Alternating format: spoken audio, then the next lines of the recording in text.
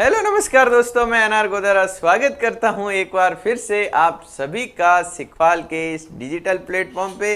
दोस्तों ठीक 7 बजते ही अपनी क्लास प्रारंभ हो जाती हैं और आज भी हो चुकी हैं। और दोस्तों अपन इस क्लास में क्या पढ़ते हैं दोस्तों, सिखवाल की ये जो मानचित्रावली पुस्तक है, सुविख्यात राजस्थान जीके की मानचित्रावली पुस्तक, इस पुस्तक को पढ़ करके हजारों विद्यार्थी आज तक हैं जो सफलता प्राप्त कर चुके हैं। अब उन सफल विद्यार्थियों में आप भी बहुत हैं जो जल्द शामिल होने वाले हैं। अपन मानचित्रावली को शब्द टू शब्द पढ़ रहे हैं। और दोस्तों अपन जो इन क्लासों में पढ़ रहे हैं, रोज 7 बजे वाली जो अपनी क्लास होती है उसमें अपन किसे पढ़ रहे हैं, राज व्यवस्था को पढ़ रहे हैं, राजस्थान पॉलिटी को पढ़ रहे हैं। और राजस्थान पॉलिटी में अपने कल से जो टॉपिक चल रहा है कौन सा है, विधानसभा चुनाव, असेंबली इलेक्शन पे है जो अपन चर्चा कर रहे हैं। 7 विधानसभा तक कल की क्लास में अपन पढ़ लिया था, 7वीं विधानसभा तक। आज 8वीं विधानसभा से 15वीं विधानसभा तक संपूर्ण बात है जो कर ली जाएगी। और दोस्तों आज आपसे यह भी पूछ लिया जाएगा कि 16वीं विधानसभा में है जो क्या हाल रहने वाले हैं, कौन सा दल है जो विजेता रहेगा, कौन सा दल है जो सेकंड विजेता रहेगा। देखते हैं क्या होता है। बिल्कुल शोभा जी का स्वागत है, नियमित स्टूडेंट हो। जेएम बॉस नियमित स्टूडेंट, हेमराज जी का भी स्वागत है। गुड इवनिंग सभी को नमस्कार। अब है जो अपन पढ़ना प्रारंभ करते हैं। बाकी विद्यार्थी जुड़ते हैं उससे पहले इस कोर्स पे अपन है जो चर्चा कर लेते हैं। दोस्तों आप मेरे से पिछले 10 दिनों से पढ़ रहे हो, 10 दिनों से पढ़ रहे हो। यदि आपको मेरा पढ़ाया हुआ समझ में आ रहा है और आपको लग रहा है कि मैं ठीक ठाक पढ़ा देता हूं, तो मैं बस आपसे यह निवेदन करूंगा कि आप इस कोर्स को ज्वाइन करिए। दोस्तों यह अपनी जो सिखवाल की राज व्यवस्था की जो मुख्य किताब है उसको अपन पढ़ रहे हैं। संविधान को पूरे डीप रूप से पढ़ रहे हैं। ये सब आर्टिकल का बेस है और इसमें है जो अपन संविधान को पूरा डीप में पढ़ेंगे, एक एक अनुच्छेद का पोस्टमार्टम करेंगे, व्याख्यात्मक रूप से पढ़ेंगे। और दोस्तों इस कोर्स में पढ़ने के बाद यदि आप यूपीएससी का भी एग्जाम देने जाते हो तो संविधान और राज व्यवस्था से पूछे जाने वाला कोई भी प्रश्न आपका गलत नहीं होगा। आप इस कोर्स के डेमो लेक्चरर हैं जो देख सकते हो एप्लीकेशन पे।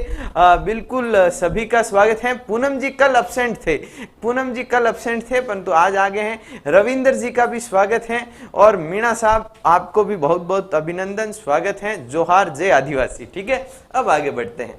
अब है जो आगे बढ़ते हैं और पढ़ना है जो प्रारंभ करते हैं। क्या पढ़ रहे हैं दोस्तों, अपन पढ़ रहे हैं विधानसभा। क्या पढ़ रहे हैं, राजस्थान की विधानसभा को है जो अपन पढ़ रहे हैं। विधानसभा चुनाव यानी कि विधानसभा की क्या क्या, कौन कौन सी विधानसभा की क्या क्या स्थिति रही, इसके बारे में है जो अपन चर्चा कर रहे हैं। कल की क्लास में अपन ने 7वीं विधानसभा तक है जो देख लिया था। अब कल की क्लास से कुछ एक प्रश्न मैं आपसे यदि पूछना चाहूं कि प्रथम विधानसभा में, मैं यदि आपसे पूछना चाहूं, आपको बताना होगा कि प्रथम जो विधानसभा थी उस प्रथम विधानसभा में विधानसभा सेक्टर कितने थे, यह मेरा आपसे प्रश्न है। विधानसभा की सीटें कितनी थी ये नहीं पूछ रहा हूं, मैं पूछ रहा हूं कि प्रथम विधानसभा में विधानसभा सेक्टरों की संख्या कितनी थी। आपको कमेंट बॉक्स में बताना है, क्योंकि दोस्तों ऐसे कुछ फैक्ट है अभी तक तो एग्जाम में नहीं पूछा ये, परंतु पूछा जा सकता है। बहुत इंपॉर्टेंट फैक्ट है, आपको यह भी शेयर करना है। पूनम जी क्या कह रहे हैं, सॉरी सर लाइव नहीं थी, नहीं देख सकी, बाद में अच्छा देख सकती, मैं कोचिंग से अभी आई हूं। अच्छा, आप लाइव जुड़ने का प्रयास करें। बिल्कुल शोभा मोदी जी ने बिल्कुल सही आंसर दे दिया, 140। जो प्रथम विधानसभा थी उसमें विधानसभा सेक्टरों की संख्या कितनी थी, 140 थी। विधानसभा सीटों की संख्या 160 थी। कुछ ऐसे फैक्ट आपको याद रखने होंगे दोस्तों, याद रखोगे तभी है जो काम चलेगा दोस्तों। और ऐसी विधानसभा जिसमें पहली बार राष्ट्रपति शासन लगा वो भी है जो आप बताते। अब है जो, अब मुझे लगता है कि अब लगभग जितने साथी जुड़ने थे वो जुड़ गए हैं। एमआर मानू ब्लॉग आपको भी हैं जो जोहार, बिल्कुल इवनिंग जोहार, बिल्कुल। अब है जो अपन पढ़ना प्रारंभ करते हैं। और आज कौन सी विधानसभा लेते हैं, 8वीं विधानसभा लेते हैं। 8वीं विधानसभा लेते हैं। 8वीं विधानसभा का कार्यकाल कब से कब तक रहा दोस्तों, 85 से लेकर के 90 तक है जो इसका कार्यकाल रहा। 1985 से 90 तक है जो 8वीं विधानसभा कार्यरत रही। बिल्कुल शोभा जी पूनम जी कह रहे हैं सर ट्राई करूंगी। हाँ बिल्कुल, आप प्रयास करोगे तो सफल तो होना ही है। तो 8वीं विधानसभा की बात करते हैं। 8वीं विधानसभा 1985 से 90 तक रही। तो 8वीं विधानसभा में सीटें कितनी थी? अब तो 200 ही रहने वाली हैं। अब मैं इसको उल्लेख भी नहीं करूंगा क्योंकि अब 15वीं विधानसभा तक 16वीं विधानसभा तक सीटों की संख्या 200 ही रहेगी, परंतु 17वीं विधानसभा में यह बढ़ जाएगी। ये ध्यान में रखना दोस्तों। तो 8वीं विधानसभा के चुनाव हुए, 8वीं विधानसभा के चुनाव हुए और उन चुनावों के परिणाम कैसे रहे? तो दोस्तों सब बातों के होते हुए भी एक बार फिर से जो कांग्रेस पार्टी है वो शिवशरण माथुर और हरिदेव जोशी के नेतृत्व में चुनाव लड़ती हैं और सफल रहती हैं, बहुमत प्राप्त कर लेती हैं। 119 सीटों पे हैं जो वो जीतने में सफल रहती हैं। कौन सी? कांग्रेस पार्टी। और तब तक बीजेपी बन चुकी थी। बिल्कुल, भारतीय जनता पार्टी 39 सीट पे है जो सफल रहती हैं। भैरव सिंह शेखावत हैं जो इनके नेता थे। तो यह है जो 8वीं विधानसभा का चुनाव परिणाम रहा। चुनाव परिणाम में सफल कौन सी पार्टी? कांग्रेस। तो मुख्यमंत्री कौन बने? मुख्यमंत्री। तो मुख्यमंत्री बन गए आपके कौन? मुख्यमंत्री बने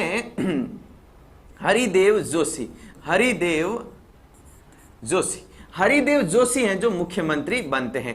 कौन मुख्यमंत्री बनते हैं दोस्तों? हरिदेव जोशी मुख्यमंत्री बनते हैं। हरिदेव जोशी मुख्यमंत्री बनते हैं दूसरी बार। पहली बार कौन सी विधानसभा में बने? आपको कमेंट बॉक्स में है जो बताना है। बिल्कुल, फोर्थ में है जो प्रथम राष्ट्रपति शासन लगा। सही कह रहे हो शोभा जी। तो हरिदेव जोशी दूसरी बार मुख्यमंत्री बनते हैं। अब मेरा प्रश्न यह है कि कौन सी विधानसभा में हरिदेव जोशी पहली बार मुख्यमंत्री बने थे? आपको यह बताना है। हरिदेव जोशी कुछ समय तक मुख्यमंत्री रहते हैं। हरिदेव जोशी को क्यों बनाया जाता है? क्योंकि शिवशरण माथुर के प्रति थोड़ी नाराजगी थी डी गोलीकांड के कारण। हरिदेव जोशी कुछ समय तक मुख्यमंत्री रहते हैं। फिर शिवशरण माथुर को, किसे दोस्तों?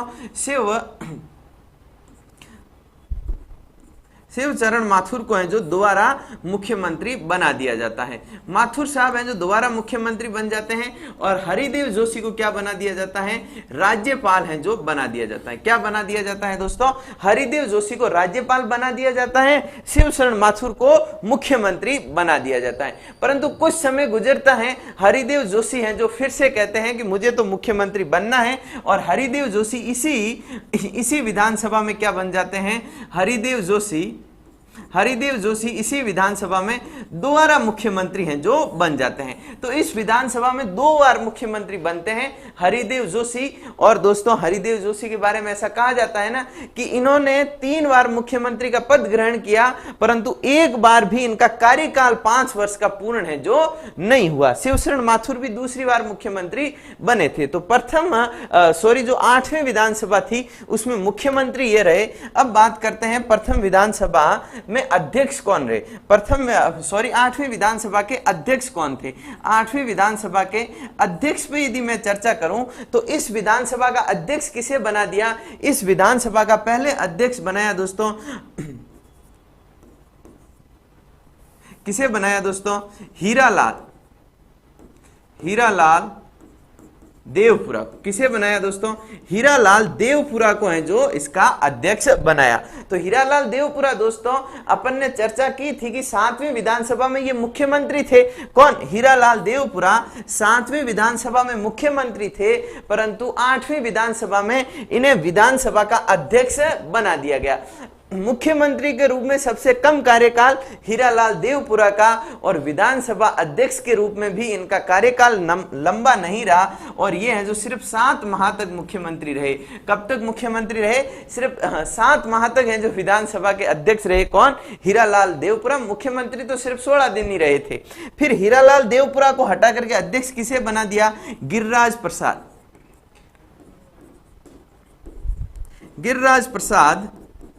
तिवारी को है जो अध्यक्ष बना दिया। तो जो 8वीं विधानसभा थी उसमें विधानसभा के 2 अध्यक्ष रहे, हीरालाल देवपुरा और गिरिराज प्रसाद तिवारी जी हैं जो इसके क्या रहे दोस्तों? इसके हैं जो आपके अध्यक्ष रहे। यदि मैं बात करूं कि 8वीं विधानसभा में विपक्ष का नेता कौन था, तो दोस्तों बीजेपी का जो नेता होगा वही विपक्ष का नेता होगा। बीजेपी का नेता कौन था 8वीं विधानसभा में? बीजेपी के नेता भैरव सिंह शेखावत थे। तो 8वीं विधानसभा में भैरव सिंह शेखावत क्या थे दोस्तों? भैरव सिंह शेखावत विपक्ष के नेता थे। भैरव सिंह शेखावत हैं जो 8वीं विधानसभा में विपक्ष के नेता बन जाते हैं। ऐसे व्यक्ति जो क्या रहे हैं, मुख्यमंत्री भी रहे हैं और जो विपक्ष के नेता भी रहे हैं। और आगे अपन चर्चा करेंगे कि यह है जो क्या रहे हैं दोस्तों, यह आपके प्रोटेम स्पीकर भी रहे हैं, ये उपराष्ट्रपति भी रहे हैं। ऐसी बातों को आपको ध्यान में रखना। यदि मैं चर्चा करूं दोस्तों कि ये जो 8वीं विधानसभा है, इस 8वीं विधानसभा में आपके प्रोटेम स्पीकर कौन थे, प्रोटेम स्पीकर कौन थे। यदि मैं प्रोटेम स्पीकर की चर्चा करूं तो 8वीं विधानसभा में प्रोटेम स्पीकर किसे बनाया गया दोस्तों, लक्ष्मण सिंह को बनाया गया। किसे, महारावल लक्ष्मण सिंह हैं जो इस विधानसभा के क्या रहे दोस्तों, प्रोटेम स्पीकर है। अब लक्ष्मण सिंह के बारे में बहुत खास तथ्य, लक्ष्मण सिंह ऐसे व्यक्ति हैं जो विधानसभा के क्या रहे हैं, विधानसभा में विपक्ष के नेता भी रहे हैं, कौन कौन सी विधानसभा के विपक्ष के नेता रहे मैं आपको बता चुका हूं दोस्तों। तीसरी विधानसभा, चौथी विधानसभा और 5वीं विधानसभा में स्वतंत्र पार्टी से विपक्ष के नेता कौन रहे दोस्तों, लक्ष्मण सिंह है जो विपक्ष के नेता रहे। इसके बाद यही लक्ष्मण सिंह दोस्तों, यही लक्ष्मण सिंह विधानसभा के अध्यक्ष भी बन जाते हैं, छठी विधानसभा में ये अध्यक्ष बनने का सौभाग्य प्राप्त करते हैं। और यही लक्ष्मण सिंह 8वीं विधानसभा में आके क्या बन जाते हैं, प्रोटेम स्पीकर बन जाते हैं। यदि आपसे पूछा जाए कि ऐसा नेता जो विधानसभा में प्रोटेम स्पीकर भी रहा, विपक्ष का नेता भी रहा और अध्यक्ष भी रहा, तो आप किसका नाम लोगे, आप नाम लोगे दोस्तों लक्ष्मण सिंह का। बेहतरीन फैक्ट बनता है, बेहतरीन प्रश्न है जो बनता है। ऐसे प्रश्न दोस्तों आजकल आरपीएससी पूछती हैं, तो अपन को ऐसे प्रश्नों की है जो तैयारी करके चलनी होती हैं। बिल्कुल। अब आगे बढ़ते हैं दोस्तों। इस प्रकार से 8वीं विधानसभा को अपन यहीं पे विराम देते हैं और आगे बढ़ते हैं 9वीं विधानसभा। कौन सी विधानसभा लेते हैं दोस्तों, 9वीं विधानसभा।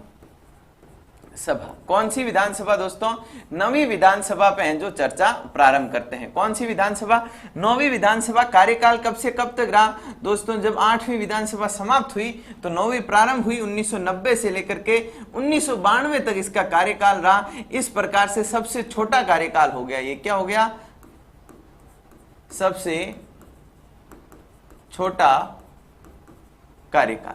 यदि आपसे यह पूछे कि सबसे छोटा कार्यकाल कौन सी विधानसभा का था, तो दोस्तों 9वीं विधानसभा का सबसे छोटा कार्यकाल था। 2 वर्ष तक ही है जो ये कार्यरत रही। ऐसा क्यों हुआ, इसके बारे में भी मैं आपके साथ चर्चा करूंगा। 9वीं विधानसभा 1990 से लेकर के 92 तक कार्यरत रहती है दोस्तों। ठीक है, अब आगे बढ़ते हैं। 9वीं विधानसभा के चुनाव पे यदि मैं चर्चा करूं, 9वीं विधानसभा के चुनाव हुए और इस चुनाव के परिणाम किस प्रकार से आए दोस्तों। इस चुनाव के परिणाम थोड़े से अप्रत्याशित थे और इन चुनावों में जो सबसे बड़ा दल था वह कौन सा था, आपके बीजेपी था। भैरव सिंह शेखावत के नेतृत्व में इन्होंने चुनाव लड़ा और सबसे बड़ा दल उभर के सामने आया, परंतु इसे सीटें कितनी मिली थी, उसे 85 स्थानों पे जीत है जो प्राप्त हुई थी। विधानसभा की सीटों की संख्या इसमें भी कितनी थी, 200 ही थी, परंतु इन्हें सबसे बड़े दल के रूप में 85 स्थान पे सफलता प्राप्त हुई। यानी कि यह बहुमत से बहुत पीछे रह गए, 101 का आंकड़ा यह प्राप्त नहीं कर पाए। बीजेपी 85 सीटों के साथ सबसे बड़ा दल था, परंतु यह बहुमत से पीछे रह गए। फिर जो दूसरा दल था दोस्तों, कौन सा, जनता दल। जनता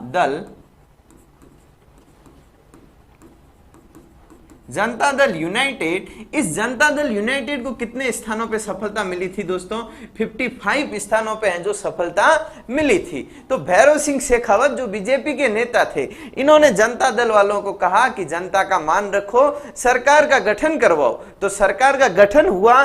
बीजेपी और जनता दल दोनों ने क्या किया, गठबंधन किया। क्या किया दोस्तों, गठबंधन किया और सरकार गठबंधन की बनती है दोस्तों। यह चौथी विधानसभा के बाद पहली ऐसी विधानसभा थी जिसमें किसी भी दल को बहुमत नहीं मिला और गठबंधन के परिणाम स्वरूप है जो सरकार बनती है। और जनता दल और हैं जो क्या करते हैं, आपके यूनाइटेड जनता दल, बीजेपी और जनता दल यूनाइटेड मिलकर के सरकार बनाते हैं। कौन सी, 9वीं विधानसभा में। फिर मुख्यमंत्री किसे बनाया जाता है, तो मुख्यमंत्री कौन बनेगा? जो बीजेपी का नेता था वही मुख्यमंत्री बनेगा। मुख्यमंत्री बनते हैं भैरव सिंह शेखावत। कौन बनते हैं दोस्तों? भैरव सिंह शेखावत साहब हैं, जो भैरव सिंह शेखावत हैं, जो क्या बनते हैं? भैरव सिंह शेखावत हैं जो आपके मुख्यमंत्री बनते हैं। अब मैं यदि चर्चा करूं कि इस विधानसभा में विधानसभा का अध्यक्ष किसे बनाया गया, तो विधानसभा का अध्यक्ष बनाया गया दोस्तों हरिशंकर भाबड़ा को। किसे बनाया गया? हरिशंकर भाबड़ा। हरिशंकर भाबड़ा को क्या बनाया गया? इस विधानसभा का अध्यक्ष हैं जो बनाया गया। कौन सी विधानसभा? 9वीं विधानसभा का अध्यक्ष कौन थे? हरिशंकर भाबड़ा जी थे।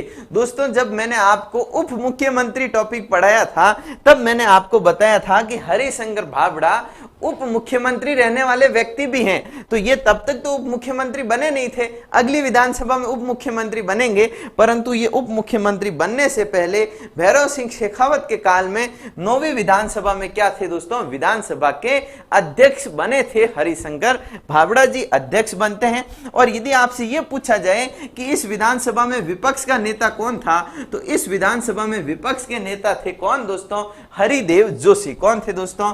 हरिदेव जोशी। तो हरिदेव जोशी ऐसे व्यक्ति हो गए जो राजस्थान के 3 बार मुख्यमंत्री रहे, जो राज्यपाल भी रहे, वो विपक्ष के नेता भी रहे और 10 बार है जो विधायक भी रहे। हरिदेव जोशी। हरिदेव जोशी के बारे में है जो ऐसी बात है जो आपको पता होनी चाहिए। हेमराज जी कह रहे हैं हमारे यहाँ तो बारिश हो रही है आज, तो बहुत बहुत बधाई है हेमराज जी आपको कि आपके वहां बारिश हो रही है। और दोस्तों ये वक्त ऐसा है किसानों के लिए बड़ा ये मतलब टर्निंग पॉइंट सा वक्त है कि इस समय यदि बारिश हो गई तो उनकी फसलें सुरक्षित रहेगी, और यदि इस समय बारिश नहीं हुई तो पहले जो भरपूर बारिश हुई थी उसका कोई अर्थ नहीं रहेगा, किसानों के खेत सूख जाएंगे, फसलें सूख जाएगी। और दोस्तों ये जब जलती हुई फसलें जब मैं देखता हूं तो दिल में बड़ा दर्द होता है। आपके वहां बारिश हो रही है तो यह बहुत बहुत अच्छी बात है। और पल दो पल वाले क्या कह रहे हैं? ये कह रहे हैं जयपुर में भी हो रही हैं। अच्छा, जयपुर वासियों को भी बहुत बहुत धन्यवाद। हम तो यहाँ क्या कर रहे हैं, हम तो यहाँ स्टूडियो में रहते हैं, 12 दिन हो रही है कि रात हो रही है हमें कुछ पता नहीं है, बारिश हो रही है, आंधी आ रही है, ये भी कोई जानकारी हमें नहीं है। पल दो पल की जिंदगी है वो है जो बता रहे हैं कि जयपुर में भी बारिश हो रही। बारिश बहुत जरूरी है, इस समय बारिश होना बहुत जरूरी है, और बारिश हो रही है तो ये इंद्रदेव की मेहरबानी है। अब अपन पढ़ते हैं, थोड़ा ज्ञान की बारिश करते हैं। तो विपक्ष के नेता कौन थे? हरिदेव जोशी थे। हरिदेव जोशी हैं जो विपक्ष के नेता बनते हैं। कौन सी विधानसभा में दोस्तों? 9वीं विधानसभा में। और दोस्तों जो 9वीं विधानसभा थी उसमें जो व्यक्ति थे प्रोटेम स्पीकर, वो बहुत ही खास थे। Pro tem speaker. प्रोटेम स्पीकर कौन थे 9वीं विधानसभा में? प्रोटेम स्पीकर थे पूनम चंद बिश्नोई। पूनम चंद बिश्नोई हैं जो क्या थे दोस्तों? 9वीं विधानसभा में प्रोटेम स्पीकर थे। तो पूनम चंद बिश्नोई ऐसे व्यक्ति हो गए जो विधानसभा के अध्यक्ष भी रहे, उपाध्यक्ष भी रहे और प्रोटेम स्पीकर भी रहे। इनके बारे में प्रश्न पूछा गया है कि यह उपाध्यक्ष कब रहे विधानसभा के? यह उपाध्यक्ष रहे थे आपकी 4थी विधानसभा में। यह अध्यक्ष कब रहे विधानसभा के? यह अध्यक्ष रहे थे दोस्तों आपके 7वीं विधानसभा में। और यह प्रोटेम कब रहे? प्रोटेम स्पीकर कब रहे दोस्तों? ये 9वीं विधानसभा में प्रोटेम स्पीकर भी रहे दोस्तों। पूनम चंद बिश्नोई एकमात्र ऐसे व्यक्ति जिन्होंने ये तीनों पद हैं जो धारण किए हैं। यहां से प्रश्न आता है और आपको है जो याद रखना है। कहां पर हो रही है बारिश? क्या कह रहे हो मीना जी? आर के मोटिवेशनल 100 के है ना, 100 के सब्सक्राइबर हो गए होंगे आपके, इसलिए आपको बहुत बहुत बधाई। ठीक है, तो 9वीं विधानसभा के बारे में ये कुछ महत्वपूर्ण बातें थी। परंतु दोस्तों 9वीं विधानसभा का कार्यकाल आप देख पा रहे हो कि सिर्फ 2 वर्ष ही था। 1992 में क्या होता है? 1992 में ही दोस्तों वो याद करिए वो दिन, कौन सा दिन दोस्तों? 6 दिसंबर का दिन। 6 दिसंबर 1992 का दिन। इस दिन हो जाता है बाबरी कांड। क्या हो जाता है? बाबरी कांड हो जाता है। कार सेवकों द्वारा बाबरी मस्जिद को ढा दिया जाता है।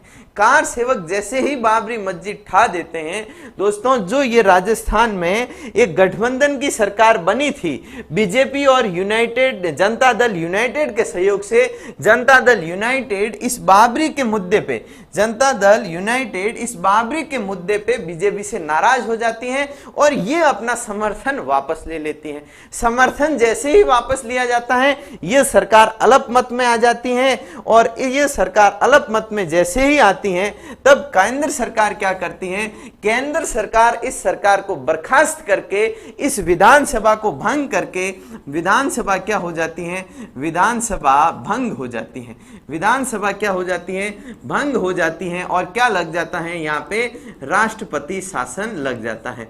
राष्ट्रपति शासन है जो लगा दिया जाता है। राजस्थान में चतुर्थ राष्ट्रपति शासन कब लगा? यदि आपसे ये कोई पूछे कि कौन सी विधानसभा में लगा तो आप कहोगे कि सर 9वीं विधानसभा में है जो राजस्थान में चतुर्थ राष्ट्रपति शासन लगा। बाबरी कांड के बाद ये कब लगा था दोस्तों? ये लगा था आपके 15 दिसंबर 1992 के दिन राजस्थान में चतुर्थ राष्ट्रपति शासन लगता है। बाबरी हुई थी, बाबरी कांड हुआ था 6 दिसंबर के दिन। विधानसभा को भंग की जाती है और राजस्थान की ये दूसरी ऐसी विधानसभा थी जो 9वीं विधानसभा थी, ये दूसरी विधानसभा थी जिसे भंग किया गया। 9वीं के अलावा दोस्तों जो 6ठी विधानसभा थी उसे भी भंग है जो किया गया था। अब मेरा प्रश्न आपसे है, जेपी शर्मा जी प्रणाम, कैसे हो जेपी जी? मेरा प्रश्न आपसे ये है कि राजस्थान की उन विधानसभाओं का उल्लेख आप जरा कमेंट बॉक्स में कर दो जिन विधानसभाओं में क्या लगे हैं, राष्ट्रपति शासन लगे हैं। एक तो आपको 9वीं दिख गई और एक आपको 6ठी भी दिख गई। अब बाकी 2 आप बता दो, है ना, 2 आप बता दो कि जिनमें राष्ट्रपति शासन है जो राजस्थान में लगे हैं। जेपी जी ने आज क्लास लेट ज्वाइन की है, समय पे आया करो जेपी जी आप भी, ठीक है। तो 9वीं विधानसभा में क्या कर दिया गया, राष्ट्रपति शासन लगा दिया गया और इसे समय से पहले भंग कर दिया गया। समय से पहले भंग होने वाली ये दूसरी विधानसभा है। पहली विधानसभा थी 6ठी और दूसरी हो गई आपके 9वीं विधानसभा जिसे समय से पहले भंग किया गया। समय से पहले भंग किया गया तो जो अगली विधानसभा है, जो अगली विधानसभा कौन सी होगी दोस्तों? अगली विधानसभा होगी आपके 9वीं के बाद आ जाती है 10वीं। तो 10वीं विधानसभा, 10वीं विधानसभा कब से कब तक थी दोस्तों? 1993 से लेकर के 1998 तक है जो रही, क्योंकि यह जो राष्ट्रपति शासन था, जो चतुर्थ राष्ट्रपति शासन था, वह जो चतुर्थ राष्ट्रपति शासन था वो कब से कब तक रहा? वो कब से कब तक रहा दोस्तों? 15 दिसंबर से 3 दिसंबर 1993 तक रहा। सर्वाधिक लंबा राष्ट्रपति शासन था। तो जैसे ही राष्ट्रपति शासन समाप्त हुआ तो 10वीं विधानसभा का गठन किया गया और 10वीं विधानसभा हेतु क्या हुए थे? मध्यावधि चुनाव हुए थे। मध्यावधि हैं जो चुनाव हुए थे। राजस्थान की 2 ही ऐसी विधानसभा हैं जिनके गठन हेतु मध्यावधि चुनाव हुए।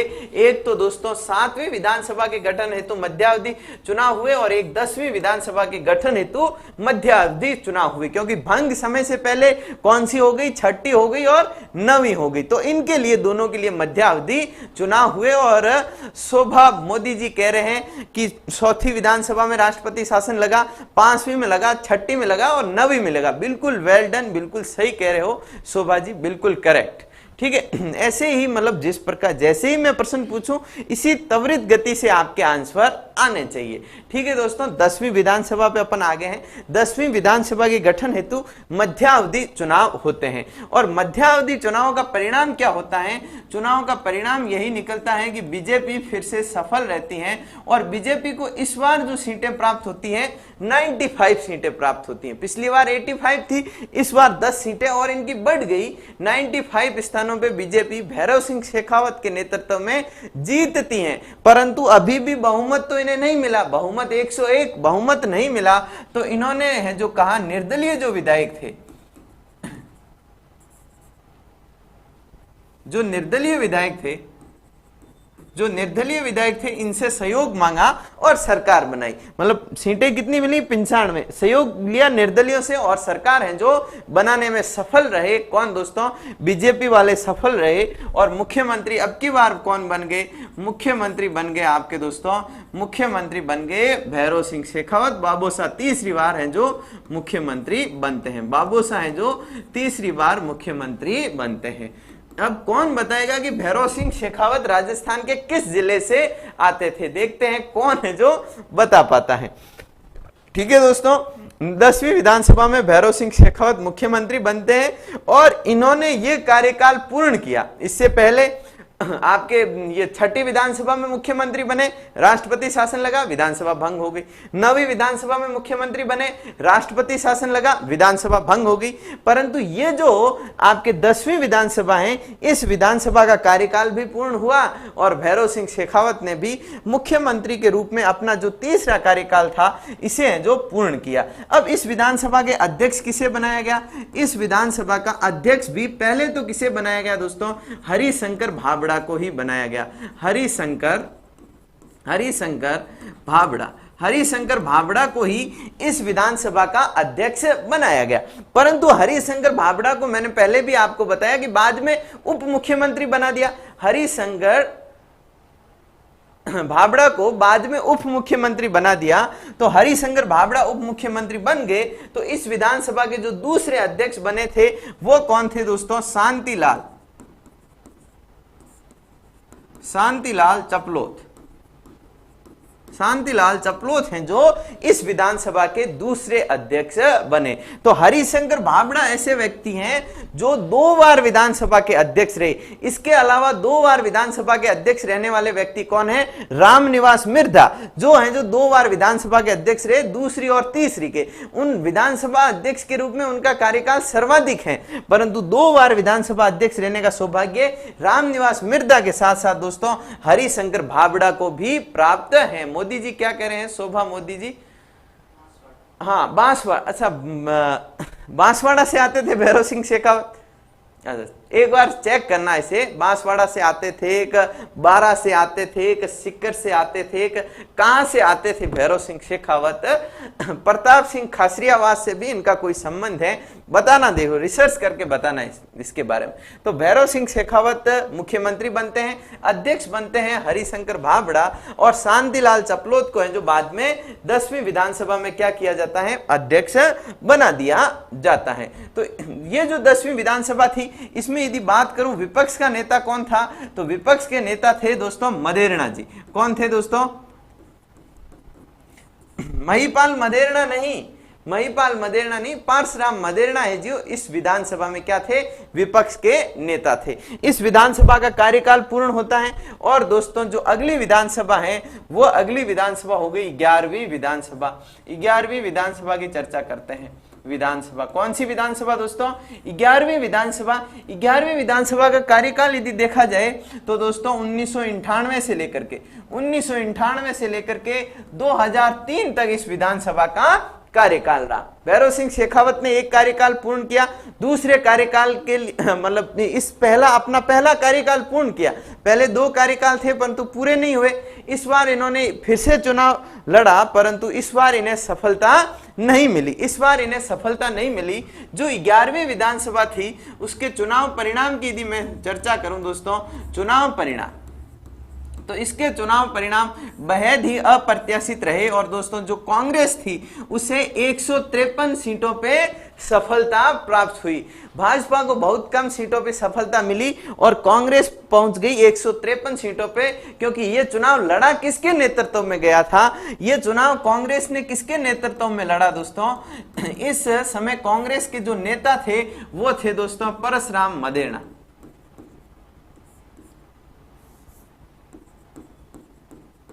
परशुराम मदेरणा जी हैं जो क्या थे दोस्तों? इस समय कांग्रेस के नेता थे।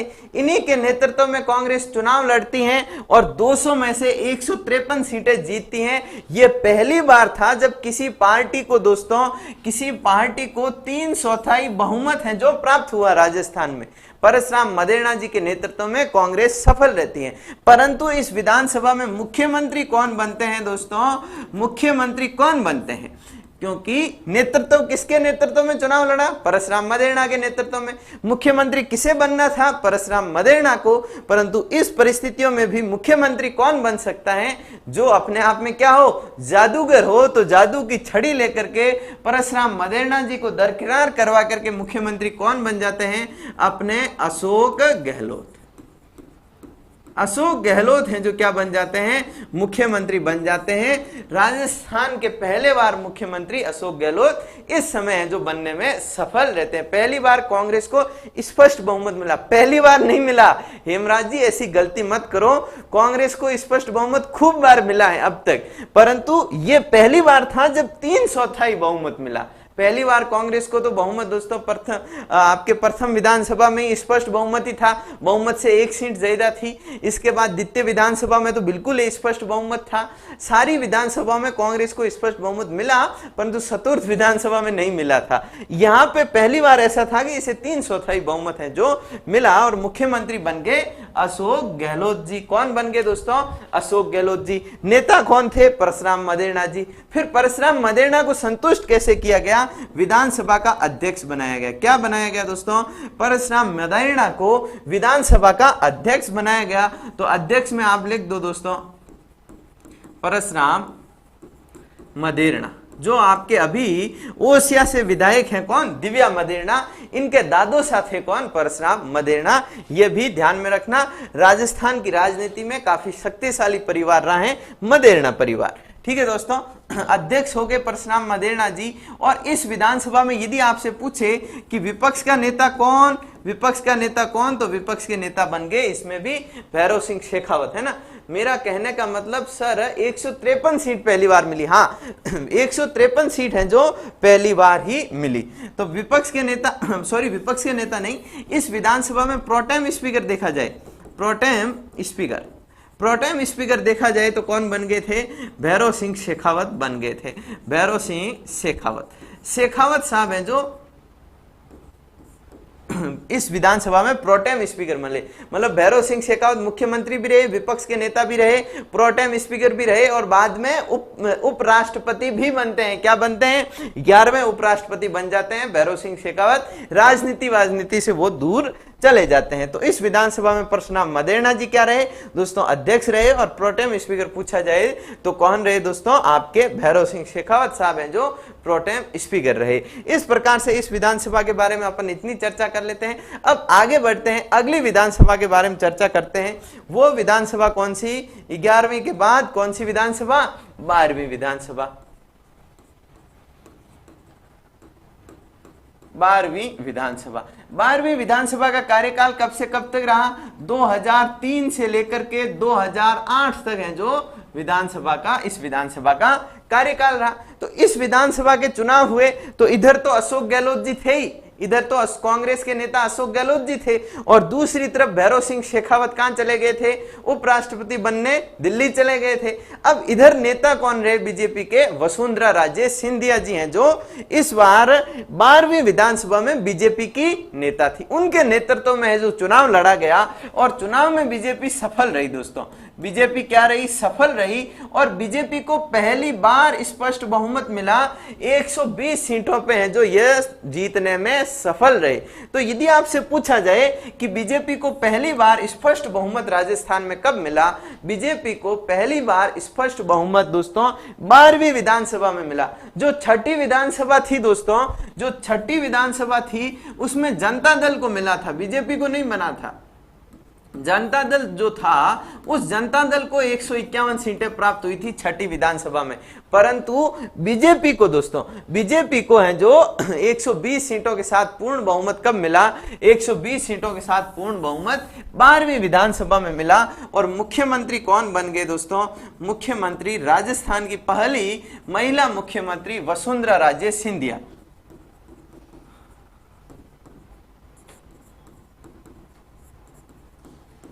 वसुंधरा राजे सिंधिया हैं जो क्या बनती हैं? मुख्यमंत्री बनते हैं, क्योंकि भैरव सिंह शेखावत तो दिल्ली चले जाते हैं और नेता बन जाती हैं वसुंधरा राजे सिंधिया, विधायक दल का नेता वसुंधरा राजे सिंधिया, राजस्थान की मुख्यमंत्री वसुंधरा राजे सिंधिया। वसुंधरा राजे सिंधिया प्रथम महिला मुख्यमंत्री। जब इन्हें पूछा गया कि भाई विधानसभा के अध्यक्ष किसे बनाया जाए, तो इन्होंने कहा कि मैं प्रथम महिला मुख्यमंत्री हूं राजस्थान की, तो मेरे कार्यकाल में प्रथम महिला विधानसभा अध्यक्ष होनी चाहिए। और प्रथम महिला विधानसभा अध्यक्ष बनती हैं सुमित्रा सिंह। कौन दोस्तों? सुमित्रा सिंह। तो दोस्तों अभी आपके सीईटी के एग्जाम हुए थे, इसमें पूछा गया था कि सुमित्रा सिंह कौन सी विधानसभा की अध्यक्ष थी, तो ये 12वीं विधानसभा की अध्यक्ष थी। और राजस्थान की प्रथम महिला विधानसभा अध्यक्ष कौन थी? सुमित्रा सिंह थी। और दोस्तों मैं एक और फैक्ट बता दूं, इस समय राज्यपाल कौन थे दोस्तों? राज्यपाल थे श्रीमती प्रतिभा देवी सिंह पाटिल। अब आप कहोगे सर आप विधानसभा में कभी भी राज्यपाल का उल्लेख नहीं किया, इस बार राज्यपाल का उल्लेख क्यों कर दिया? क्योंकि इस समय ऐसी स्थिति बनी कि ये जो 3 मुख्य संवैधानिक पोस्ट हैं, तीनों पर कौन थी दोस्तों? तीनों पर महिला थी। तीनों पर महिला है। जो पहली बार ऐसा हुआ कि राजस्थान की मुख्यमंत्री भी महिला, प्रथम महिला मुख्यमंत्री वसुंधरा राजे, प्रथम महिला विधानसभा अध्यक्ष सुमित्रा सिंह, प्रथम महिला राज्यपाल कौन? प्रथम महिला राज्यपाल आपके कौन होगी? प्रथम महिला राज्यपाल प्रतिभा देवी सिंह पाटिल। तो 12वीं विधानसभा में पहली बार है जो ऐसी स्थिति बनती है। 12वीं विधानसभा में पहली बार ऐसी स्थिति बनती है कि तीनों मुख्य पोस्ट पे महिलाएं हैं जो काबिज हो जाती हैं। यदि आपसे ये पूछें कि 12वीं विधानसभा में प्रोटेम स्पीकर कौन थे, तो दोस्तों गंगाराम चौधरी थे। कौन थे दोस्तों? गंगाराम चौधरी जी हैं जो क्या थे? 12वीं विधानसभा के प्रोटेम स्पीकर थे। बाड़मेर से आते थे। कहां से आते थे? बाड़मेर से हैं जो आते थे। बिल्कुल गोपी जी क्या कर रहे हैं? हाँ, प्रतिभा देवी सिंह पाटिल बिल्कुल सही कह रहे हो। भागीरथ जी टाइम पे आया करो क्लास में, इतने देर सवेर आते हो क्लास में। राज्य की पहली महिला, बिल्कुल सही कह रहे हो। हेमराज जी, शोभा जी क्या कह रहे हैं? 12वीं में पहली बार ईवीएम का प्रयोग हुआ, बिल्कुल सही कह रहे हो। 12वीं में पहली बार संपूर्ण रूप से, एक मैं बात आपको बता देता हूं, शोभा जी ने कहा, तो ये जो 11वीं विधानसभा थी इसमें क्या हुआ? पहली बार ईवीएम का प्रयोग हुआ। पहली बार ईवीएम का प्रयोग कब हुआ?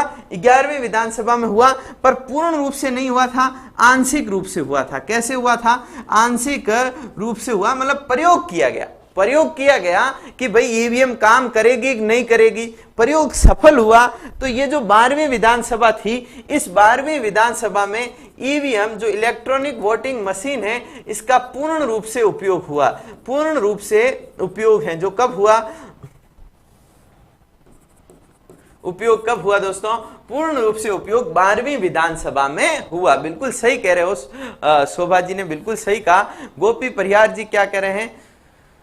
क्योंकि राजा की टीम नहीं, हाँ बिल्कुल तीनों ही पदों पे महिला थी। बिल्कुल सही कह रहे हो गोपी जी, बहुत शानदार जी। अब 12वीं विधानसभा के बाद अपन प्रस्थान करते हैं 13वीं विधानसभा। अब ये जो 13वीं विधानसभा है, तब से तो अपन समझने लग गए थे कि भाई चुनाव हुए हैं, रिजल्ट आए हैं, ठीक है। अब 13वीं विधानसभा से तो अपन सभी क्या है? परिचित हैं। विधानसभा, 13वीं विधानसभा, आप में से यदि कोई 13वीं विधानसभा से जान रहा है कि विधानसभा के चुनाव हुए हैं, 13वीं विधानसभा से यदि कोई राजनीति को देख रहा है, समझ रहा है, तो अब 13वीं विधानसभा के बाद उसे याद करने में ज्यादा दिक्कत नहीं आएगी। जब 13वीं विधानसभा का कार्यकाल कब था? 2008 से लेकर के 2013 तक था। 2008 से लेकर के 2013 तक 13वीं विधानसभा का कार्यकाल था। और दोस्तों चुनाव हुए, एक तरफ थे वसुंधरा राजे और दूसरी तरफ थे अशोक गहलोत, मतलब कांग्रेस और बीजेपी के सामने सीधा मुकाबला था। और इस सीधे मुकाबले में कांग्रेस को कितनी सीटें मिली दोस्तों? कांग्रेस है जो सबसे बड़ा दल बनने में सफल रहती हैं और 96 सीटों पे जीतने में सफल रहती हैं। इस बार फिर कांग्रेस को बहुमत नहीं मिला। और नेता तो कौन थे? इस बार भी मामला खराब हुआ। इस बार भी हैं जो कांग्रेस के 2 नेता थे, एक तो थे आपके सीपी जोशी और दूसरे थे अशोक गहलोत। अशोक गहलोत जी के साथ हमेशा एक हैं जो उनका प्रतिद्वंदी रहता है, आपके जो पिछली बार जब मुख्यमंत्री बने थे 1998 में, तब इनके सामने महिपाल मदेरणा जी थे, और इस बार कौन आगे, सीपी जोशी जी आगे।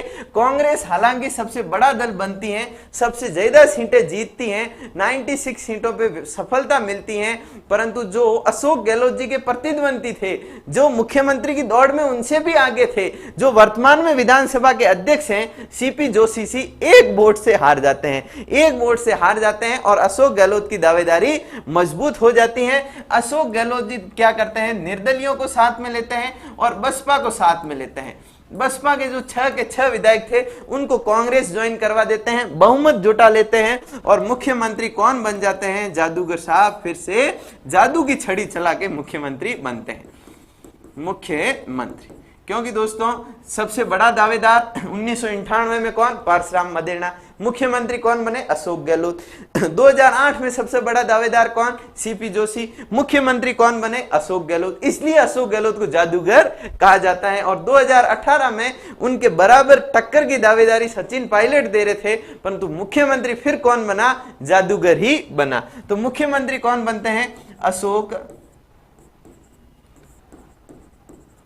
गहलोत हैं जो मुख्यमंत्री बन जाते हैं। अशोक गहलोत एक बार फिर से मुख्यमंत्री बन जाते हैं। कांग्रेस 102, बीजेपी 108। जेपी जी कब की बात कर रहे हो, अभी की बात कर रहे हो, 16वीं विधानसभा की बात कर रहे हो क्या?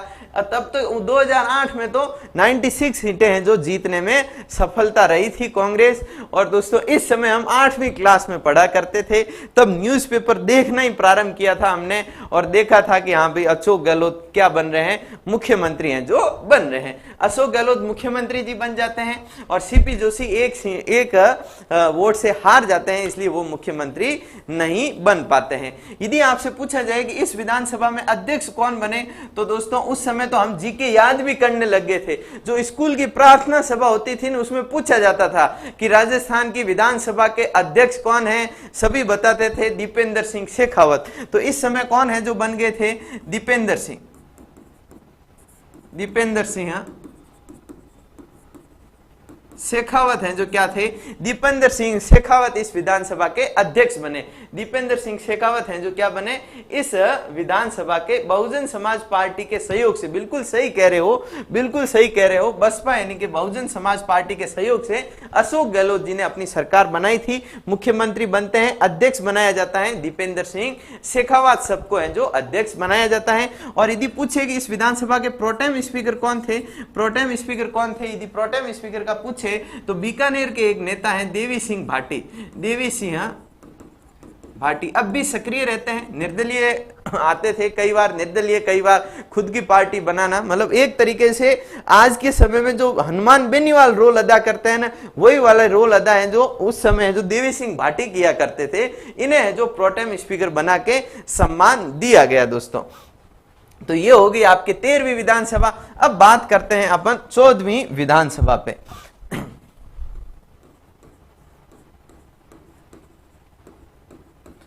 14वीं विधानसभा कब से कब तक थी दोस्तों? 14वीं विधानसभा थी आपके 2013 से लेकर के 2018 तक ये विधानसभा रही दोस्तों। और 14वीं विधानसभा के चुनाव जो परिणाम आए, चुनाव परिणाम इस बार भी रोचक आए। अब तो क्या हो गया था, अब तो अदला बदली का काम प्रारंभ हो गया था। 1998 से 2003 तक कांग्रेस, 3 से 8 तक बीजेपी, 8 से 13 तक कांग्रेस, फिर 13 से 18 तक फिर से कौन जीत गई, बीजेपी जीत गई।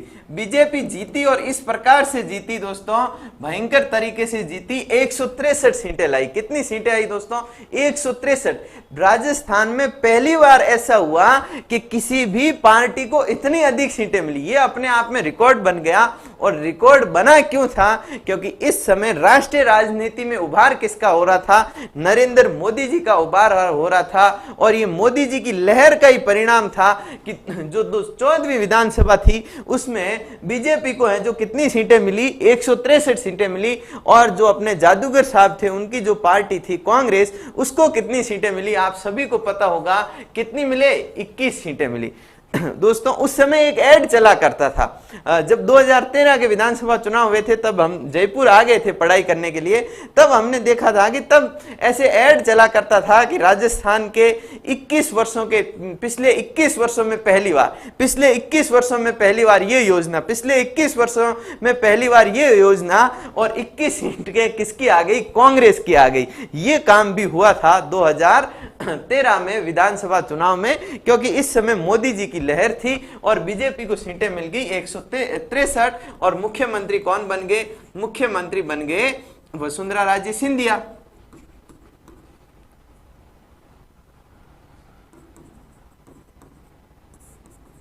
वसुंधरा राजे सिंधिया हैं जो मुख्यमंत्री बनती हैं, क्योंकि यही नेता थी बीजेपी की और यही हैं जो मुख्यमंत्री बनने में सफल रहती हैं। और यदि पूछे कि इस विधानसभा का अध्यक्ष कौन था, तो याद होगा आपको कैलाश मेघवाल।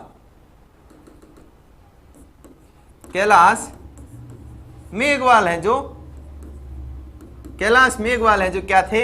इस विधानसभा के अध्यक्ष थे। इस विधानसभा के अध्यक्ष कौन थे? कैलाश मेघवाल हैं जो इस विधानसभा के अध्यक्ष बनते हैं। बिल्कुल 8:15 पे आपके शिखपाल सर की क्लास होगी, तब तक है जो कैलाश मेघवाल प्रथम दलित विधानसभा अध्यक्ष। बिल्कुल जबरदस्त जी, हेमराज जी ने बिल्कुल सही कहा है, ये हैं जो प्रथम दलित थे। बहुत जबरदस्त हेमराज जी। इसी तरीके से हैं जो अपनी जानकारियां आप शेयर करते रहो, ताकि है जो विद्यार्थियों को कुछ नए फैक्ट मिले। ये यदि आप ये नहीं बताते तो मैं तो बताता ही नहीं, आपने बता दिया तो मुझे याद आ गया। जैसे मोदी जी, शोभा जी ने बताया कि आपके ईवीएम का प्रयोग हुआ, ये भी मैं फैक्ट छोड़ रहा था, परंतु जैसे ही शोभा जी ने बताया तो मुझे याद आ गया कि पहली बार कब हुआ, दूसरी बार संपूर्ण रूप से कब हुआ। तो इस प्रकार की जो जानकारियां हैं आपको, वो आप शेयर किया करो, उससे जो दोस्तों क्या होगा? सभी का भला होगा। प्रकाश पूनिया जी, नाम लो, किसका नाम ले? बिल्कुल गुरु जी, आपको समझाने का तरीका बेहतरीन है। जेपी शर्मा जी कह रहे हैं, बिल्कुल thank you JP Sharma ji. Gopal Poonia, हाँ बिल्कुल, आपका प्रकाश जी आपका नाम ले लिया है बिल्कुल, और गोपाल पुनिया ये भी नाम ले लिया है। अब जो अपन पढ़ाई पे फोकस करते हैं, अब आगे बढ़ते हैं और अपन कौन सी विधानसभा पे आते हैं? 15वीं विधानसभा पे आते हैं। कौन सी विधानसभा दोस्तों? 15वीं विधानसभा। 15वीं विधानसभा पे आते हैं, और 15वीं विधानसभा से अपन सभी परिचित हैं, सभी जानते थे दोस्तों। 1 दिसंबर 2018 को चुनाव हुए थे। कब चुनाव हुए थे? 1 दिसंबर 2018 को इस विधानसभा के चुनाव हुए थे, और 8 दिसंबर को क्या हुए थे? चुनाव परिणाम आए थे, और 12 दिसंबर को यह विधानसभा गठित हुई थी। तो इस समय तो अपन क्या सक्रिय राजनीति में भाग लेने लग गए थे। तो अपन को सब पता है कि जो 15वीं विधानसभा का कार्यकाल कब से कब तक था? 2018 से लेकर के 2023 तक इसका कार्यकाल रहने वाला है। 24 जनवरी में चुनाव होगा, 16वीं विधानसभा गठित होगी, उस पर भी चर्चा करेंगे दोस्तों, ठीक है। तो 15वीं विधानसभा कब से कब? 2018 से लेकर के 2023 तक। कब से कब? 2018 से लेकर के 2023 तक 15वीं, जो वर्तमान विधानसभा भी है। तो इस विधानसभा के चुनाव परिणामों की चर्चा करें तो आप सभी को पता है 101 कांग्रेस को मिली थी, 101 सीटें कांग्रेस को मिली, और दोस्तों फिर कांग्रेस ने +6 कर दी, बसपा वाली भी साथ में जोड़ दी। और दोस्तों जो आपके दक्षिण की पार्टी है, भारत ट्रिब्यूनल पार्टी है ना, उसको भी 2 सीटें मिली, बीजेपी को 78 एक सीट मिली, और कुल मिला के बहुमत किसे मिल गया? कांग्रेस को मिल गया। और इस विधानसभा चुनाव में राजस्थान में तीसरे मोर्चे का भी उभार हुआ। हनुमान बेनीवाल की पार्टी बनी रालोपा, राष्ट्रीय लोकतांत्रिक पार्टी, जिसका चुनाव चिन्ह क्या था? बोतल था दोस्तों, अभी भी सक्रिय है वो पार्टी। तो दोस्तों इसमें मुख्यमंत्री कौन बने? मुख्यमंत्री, इस मुख्यमंत्री अभी वर्तमान जो मुख्यमंत्री हैं अशोक गहलोत,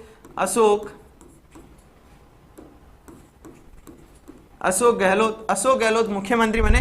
मैं फटाफट है जो इस विधानसभा के पदाधिकारियों के नाम लिख लेता हूं, क्योंकि इसको आपको समझाने की जरूरत नहीं है, क्योंकि इसे तो आपने जिया है, आपने लाइव देखा है कि क्या हो रहा है क्या नहीं हो रहा है। इस समय भी जादूगर साहब के सामने एक प्रतिद्वंदी थे सचिन पायलट, उनको भी है जो दरकिनार करके मुख्यमंत्री जादूगर साहब ही बनते हैं। तीसरी बार है जो राजस्थान के मुख्यमंत्री कौन बनते हैं? अशोक गहलोत तीसरी बार मुख्यमंत्री बनते हैं। और दोस्तों भैरव सिंह, आपके मोहनलाल सुखाड़िया के बाद सर्वाधिक कार्यकाल हो गया है किसका? अशोक गहलोत का। जोधपुर की कौन सी सीट से आते हैं? अशोक गहलोत का विधानसभा सेक्टर बताइए, देखिए कमेंट बॉक्स में कौन बताता है। क्या कह रहे हैं जेपी जी, गुरुजी आप भी तो जादूगरी हो, कैसे भी करके टॉपिक समझा लेते हो। थैंक यू, है ना जेपी जी, बहुत बढ़िया। ठीक है, हम जादूगर नहीं है, हम तो एक इंसान है ना, हम क्या है, एक इंसान है। अशोक गहलोत। तो अशोक गहलोत क्या बने, मुख्यमंत्री बने। इस विधानसभा के अध्यक्ष कौन, इस विधानसभा के अध्यक्ष सीपी जोशी। ये सभी तो आपको पता है, मैं फटाफट लिख रहा हूं, आप भी कमेंट बॉक्स में लिख लो। इस विधानसभा के सभी पदाधिकारियों के नाम है जो आपको कमेंट बॉक्स में लिखना है। बिल्कुल शोभा जी कह रहे हैं सरदारपुरा जोधपुर से अशोक गहलोत जी चुनाव जीतते हैं और 5 बार विधायक बन चुके हैं यहीं से। और दोस्तों पहली बार जब इन्होंने चुनाव लगा था तब अपनी 3000 की स्कूटर बेच के इन्होंने चुनाव लड़ा था और पहली बार सफल रहे थे। आपके एनएसए के अध्यक्ष भी रहे हैं अशोक गहलोत जी। ठीक है दोस्तों, तो अध्यक्ष कौन रहे, सीपी जोशी हैं अभी इस विधानसभा के अध्यक्ष। यदि आपसे पूछे कि इस विधानसभा में प्रोटेम स्पीकर कौन थे, प्रोटेम स्पीकर के बारे में पूछे तो आपके गुलाब चंद कटारिया, गुलाब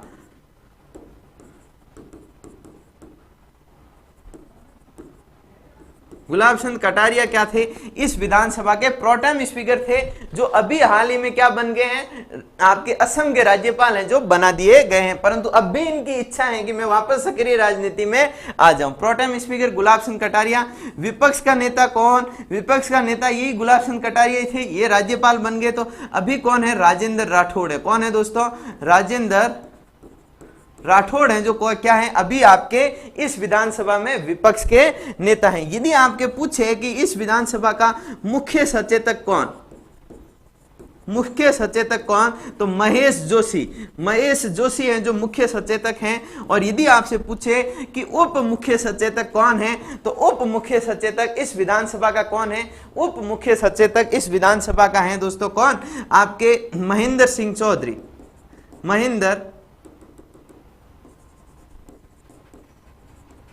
महेंद्र चौधरी हैं जो इस विधानसभा का सचेतक। और इस विधानसभा में यदि महिलाओं की संख्या पूछे तो महिलाओं की संख्या कितनी, 27। कितनी है महिलाओं की संख्या, 27। यदि आपसे ये पूछे कि सर्वाधिक महिलाओं की सदस्य संख्या कौन सी विधानसभा में थी, तो आपको क्या बताना है, सर्वाधिक महिलाओं की सदस्य संख्या थी आपके कौन सी विधानसभा में, इस विधानसभा में, है ना। महिला कितनी थी आपके 13वीं विधानसभा में महिलाओं की संख्या थी कितनी, 29, जो अब तक की सर्वाधिक है। अब तक की किसी एक विधानसभा में सर्वाधिक महिलाओं की सदस्य संख्या रही तो 13वीं विधानसभा में रही। और दोस्तों अभी यदि बात करें इस 15वीं विधानसभा में तो 27 महिला सदस्य हैं। 23-24 तो चुनाव जीत के आई थी, बाद में 3 उपचुनाव जीत के हैं जो आती हैं। राजेंद्र सिंह राठौड़ बिल्कुल सही कह रहे हो, गोपी परिहार जी बिल्कुल सही हैं जो आप कह रहे हो। महेंद्र चौधरी क्या कह रहे हो, महेश जोशी बिल्कुल सही कह रहे हो। महेंद्र चौधरी तो क्या है, उप सचेतक हैं, और महेश जोशी हैं जो सचेतक हैं। बिल्कुल सही हैं जो आप सभी कह रहे हो। आप सभी की जानकारियां बिल्कुल दुरुस्त हैं दोस्तों, तैयारियां बहुत पुख्ता हैं। और दोस्तों मुझे इतना विश्वास है कि बहुत जल्द है जो आप सफलता को प्राप्त करने वाले हो। और अभी आपको कहीं नहीं जाना है, अभी आपको क्या करना है, थोड़ा चाय नाश्ता करना है, पानी वगैरह पी लेना है, और 8:15 पे, कितने समय पे, 8:15 पे सिखवाल सर की ज्योग्राफी की क्लास है जो रहने वाली है ना, ज्योग्राफी की क्लास है जो रहने वाली है, उसका आपको लाभ लेना है। और आप सभी को कमेंट बॉक्स में क्या बताना है कि जो 16वीं विधानसभा आने वाली है उस विधानसभा में मुख्यमंत्री कौन बनने वाला है। अपने अपने ओपिनियन देखो, बताओ, देखे कौन है जो क्या बताता है, मैं भी देखना चाहूंगा। कमेंट बॉक्स में बताना है कि अभी जो 16वीं विधानसभा के जनवरी 2024 में चुनाव होने वाले हैं, उन चुनाव में कौन सा दल सफलता प्राप्त करेगा। और दोस्तों जैसे ही 16वीं विधानसभा गठित होगी तब मैं आपके साथ क्लास लेके आऊंगा कि कौन मुख्यमंत्री बना, कौन अध्यक्ष बना, कौन उपाध्यक्ष बना, कौन प्रोटेम स्पीकर था, कौन है जो आपके विपक्ष के नेता बना, किस दल को कितने वोट मिले, कितने % वोटिंग हुई, विधानसभा का गठन कब हुआ, शपथ ग्रहण समारोह कब हुआ, ये मैं क्लास लाऊंगा, इसी चैनल पे लाऊंगा। और दोस्तों अब मैं आपका ओपिनियन जानना चाहूंगा कि 16वीं विधानसभा में किसकी सरकार है जो बनने वाली है। ओपिनियन आ रहे हैं, राजस्थानी कह रहे हैं अशोक जी बनेंगे और शोभा जी भी कह रहे हैं अशोक गहलोत बनेंगे। देखते हैं, आप अपने अपने ओपिनियन जाहिर करिए। तब तक है जो दोस्तों मैं थोड़ा सा विराम लेता हूं, आपसे विदा लेता हूं, कल है जो मिलते हैं। अब देव यादव जी आप भी हो क्लास में, मतलब पूछा तो आपने बताया, देव यादव जी भी क्लास में आते हैं। सचिन पायलट, अच्छा सचिन पायलट बनेंगे बिल्कुल। और भागीरथ जी कह रहे हैं गहलोत जी बनेंगे। मतलब लगातार एक ही पक्ष की बात हो रही है, दूसरे पक्ष के लोग नहीं है क्या? ठीक है, जो भी हैं आप सभी का। वसुंधरा, हाँ जी बिल्कुल, दूसरे पक्ष के लोग भी हैं। वसुंधरा जी की स्थिति तो इस बार क्या रहेगी वो तो। और दोस्तों यदि वन नेशन वन इलेक्शन होता है ना, वन नेशन वन इलेक्शन होता है तो दोस्तों मामला बिल्कुल ही विपरीत हो सकता है। अभी बात हो रही है वन नेशन वन इलेक्शन की। कहां ऐसे जा रहा है कि एक बार आप पोलिंग बूथ में जाओ, आप अपने वार्ड पंच को, आप अपने सरपंच को, आप अपने पंचायत समिति सदस्य को, आप अपने किसी आपके जिला परिषद सदस्य को, आप अपने एमएलए को, आप अपने एमपी को, सबका चुनाव करके हैं जो बाहर आओ। तो एक आम मतदाता जब ऐसे पोलिंग बूथ में जाएगा तो उसे इतने सारे प्रत्याशियों के नाम याद नहीं रहेंगे, इतने सारे प्रत्याशियों को वो अलग अलग चयनित नहीं करेगा, उसे तो बस एक चुनाव चिन्ह याद रहेगा और सभी का बटन वही दबा के आ जाएगा। तो वन नेशन वन इलेक्शन होता है तो स्थितियां बदल सकती हैं। नहीं तो जैसे आपके विचार आ रहे हैं, जैसे देव जी अब कह रहे हैं बीजेपी बनेगी, और गोपी जी परिहार कह रहे हैं अशोक गहलोत बनेंगे, और जेपी शर्मा क्या कह रहे हैं, बहुत बढ़िया गुरु जी, थैंक यू, मजा आ गया। ठीक है, पढ़ने में मजा आना चाहिए। मजा कहां पे आना चाहिए, एंजॉय कहां पे करना चाहिए, पढ़ाई में ही एंजॉय होगा तभी सफलता मिलेगी। और YouTube आज का सोशल मीडिया के जमाने में भ्रमित करने के लिए बहुत सारी सामग्री अवेलेबल है, परंतु आप जैसे जेपी जी कह रहे हैं कि पढ़ने में मजा आ रहा है, तो यह बहुत ही अच्छी बात है। एंजॉय पढ़ने में ही करना चाहिए, तभी आपको सफलता मिलेगी, तभी आप नई ऊंचाइयों को प्राप्त करोगे। तो दोस्तों 8:15 पे है जो सिखवाल सर की क्लास रहेगी, उस क्लास का एंजॉय करिएगा। बेहतरीन क्लास रहने वाली है। सभी 8:15 पे वापस आ जाना। इसी आशा के साथ मैं आपसे विदा लेता हूं, और ठीक 7 बजे, कल 7 बजे का टाइम नहीं भूलना चाहिए। आज काफी लोग लेट ज्वाइनिंग किए, लेट ज्वाइनिंग नहीं करनी है, ठीक 7 बजते ही क्लास ज्वाइन करनी है। और अपन को क्या पढ़ना है, पॉलिटी पूरी पढ़नी है। और आरएएस के एग्जाम से पहले मैं आपको पॉलिटी पूरी करवा दूंगा, और पॉलिटी पूरी हो जाएगी तो आरएएस के एग्जाम में आपको अच्छे अंक प्राप्त होंगे। तो दोस्तों अब मैं आपसे विदा लेता हूं, बहुत बहुत धन्यवाद।